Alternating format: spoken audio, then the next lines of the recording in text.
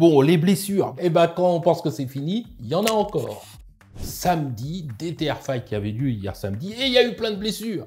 Il y a eu plein de blessures. Là, vraiment, on avait de quoi faire. Baylan qui a eu une ou deux luxations d'épaule avec une lésion du tendon du triceps. On se rend compte qu'effectivement, on a là le biceps qui fait comme le biceps ici, qui fait véritablement comme le biceps de Popeye. Le côté gauche qui est un biceps bombé, ma foi, et le côté droit, eh bien, on a comme ça un creusement et un biceps qui est ramassé vers le bas, comme le biceps de Popeye. Ça veut dire qu'il existe une rupture de la partie haute de ce biceps. C'est pas la seule blessure qu'il a eue, puisqu'il a eu cette rupture-là, et aussi, il a fait en direct, devant tout le monde, une luxation d'épaule. Et justement, je vous propose de voir ça ensemble. Combat. Il donne un coup, et là, vous voyez, il se tient véritablement le bras.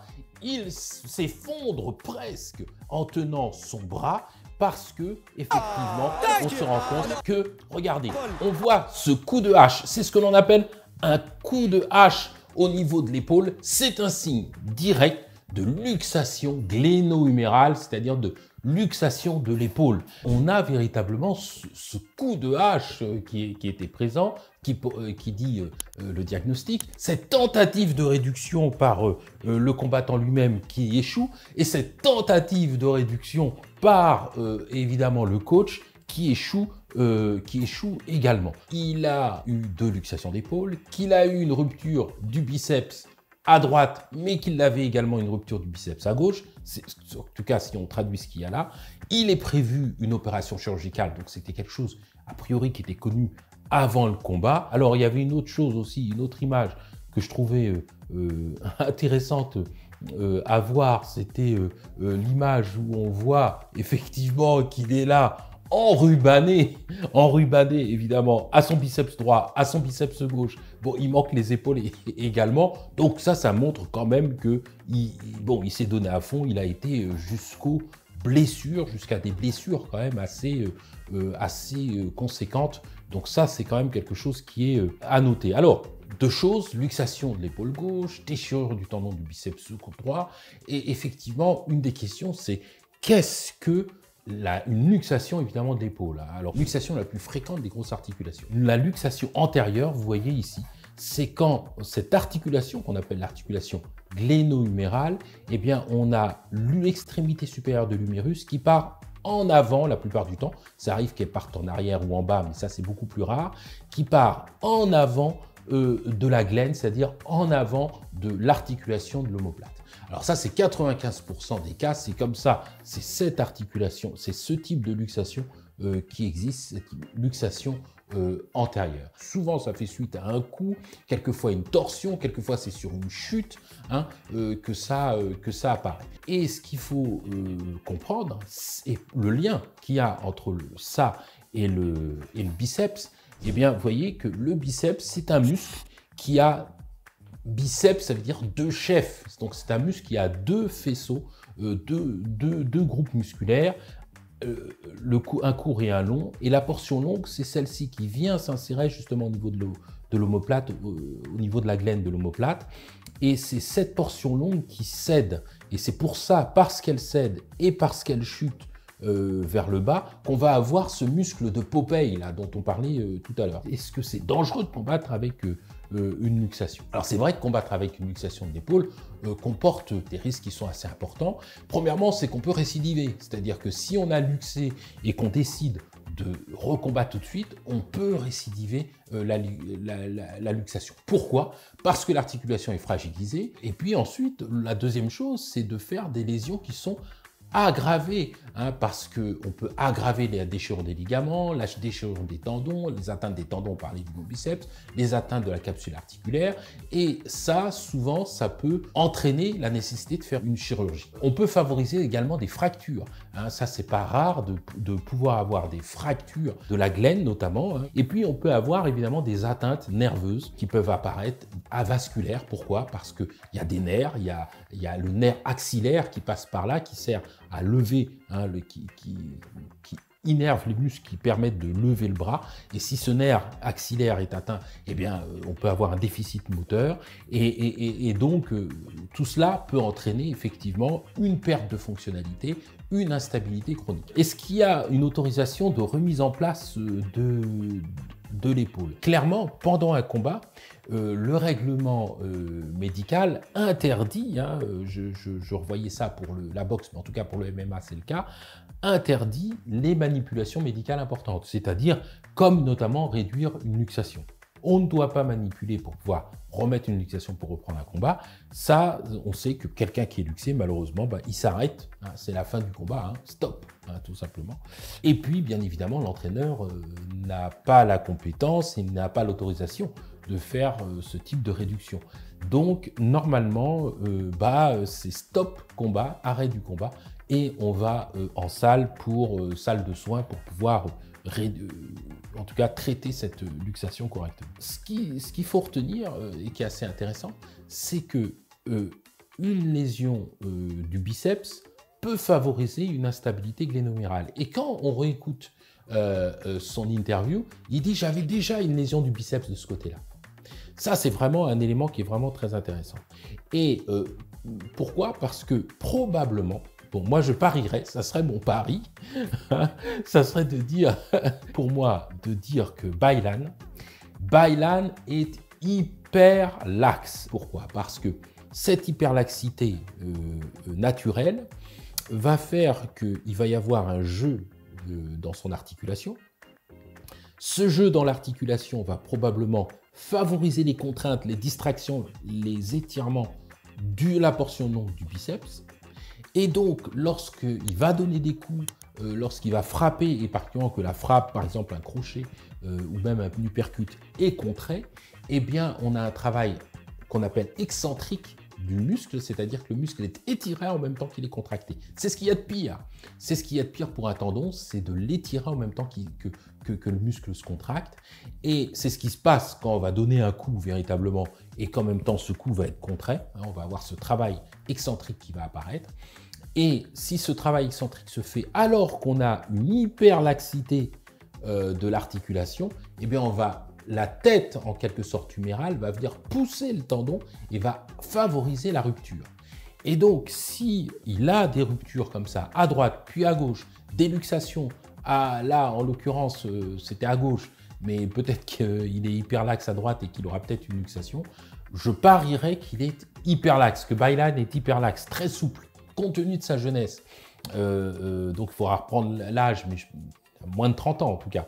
Le fait d'avoir probablement une hyperlaxité, des luxations à répétition et des ruptures des tendons des longs biceps qui en fait signent cette instabilité chronique probablement, eh bien il y a tout intérêt à reconstruire s'il veut vraiment pas abîmer son articulation, à stabiliser chirurgicalement. D'ailleurs, c'est je crois ce qui est prévu et donc c'est le conseil qu'on peut lui donner a priori avec toutes les données qu'on peut recueillir comme ça en analysant, c'est effectivement de faire cette opération et ensuite de revenir quand il sera bien réparé et rééduqué derrière. La deuxième chose, c'est la rupture. C'est Billy qui a parlé d'une rupture du ligament croisé antérieur avec une fissure du ménisque. Il nous dit, premièrement, j'ai pris beaucoup de poids, on va rediscuter de ça, moi je trouve que c'est une information qui est importante.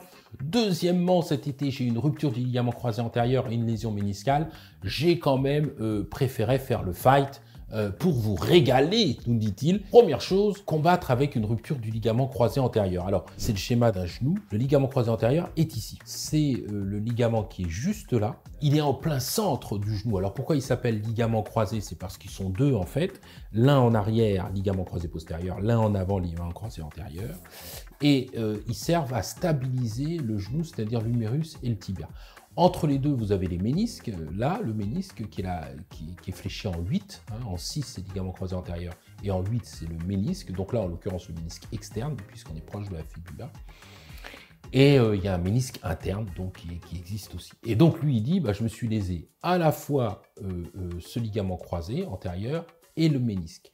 Et en fait, pourquoi c'est une lésion qui est qui est quand même significative, c'est parce que ce ligament croisé, en fait, c'est un ligament qui sert à stabiliser l'articulation du genou. C'est un ligament majeur pour stabiliser l'articulation du genou. S'il est rompu, eh bien, on va se rendre compte qu'il y a des risques, évidemment, d'altérer les structures qui sont à l'intérieur du genou, c'est-à-dire le cartilage, d'autres ligaments, et puis, évidemment, les ménisques. Et lui, il a d'emblée eu à la fois une lésion méniscale et une lésion du ligament croisé antérieur, ce qui est donc une lésion quand même sévère, significative du genou. Combattre avec une rupture du ligament croisé antérieur et une fissure du ménisque, quels sont les dangers? Le grand risque, c'est ça, c'est d'aggraver des lésions intra-articulaires. C'est-à-dire que le ligament croisé, on a dit, c'est un ligament qui sert particulièrement dans la stabilisation du genou.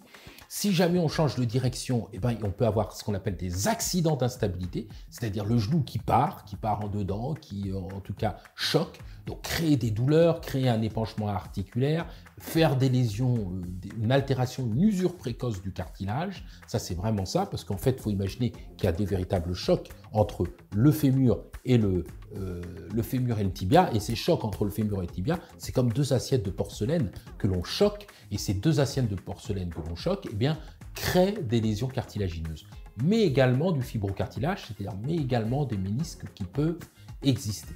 Et ça détériore en fait l'articulation, ça fait que l'articulation est abîmée, avec un risque d'arthrose bien sûr précoce. Autre chose qu'il a dit, c'est il a pris du poids, il est passé de 73 à 87 kg en seulement quelques mois. Est-ce que ça peut favoriser les blessures?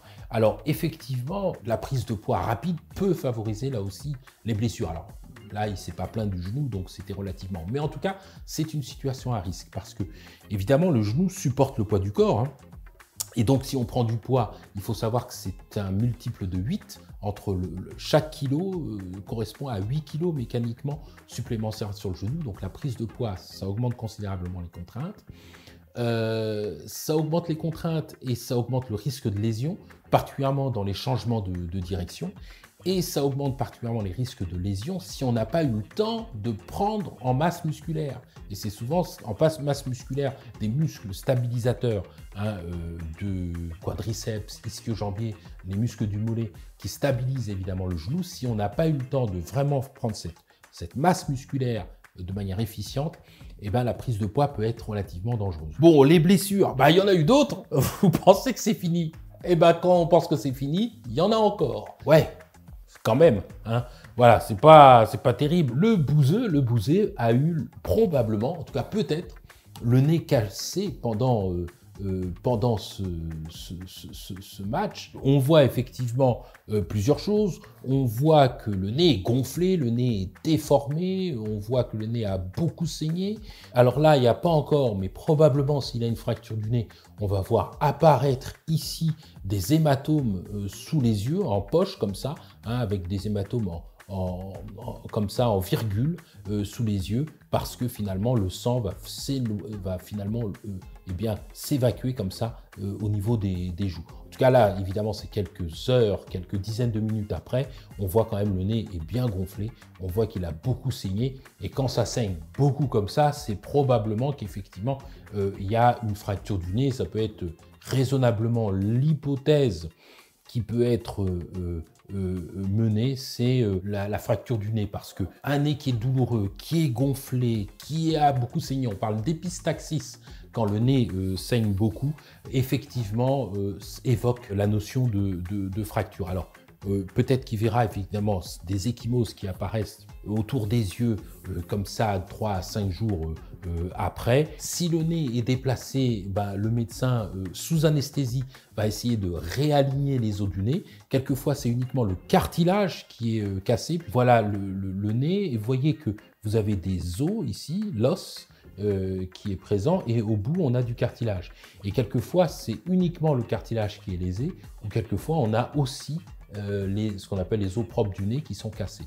Et là, toute la question est de savoir s'il y a une déviation de la cloison, hein, donc ça peut être casser les os ou le cartilage qui suit, hein, c'est ça qu'on peut voir, et s'il existe une déviation, un non-alignement des os du nez, auquel cas il faut les réaligner. Ça se fait sous anesthésie, et ensuite par une manœuvre externe, on va réaligner ces os ou ce cartilage.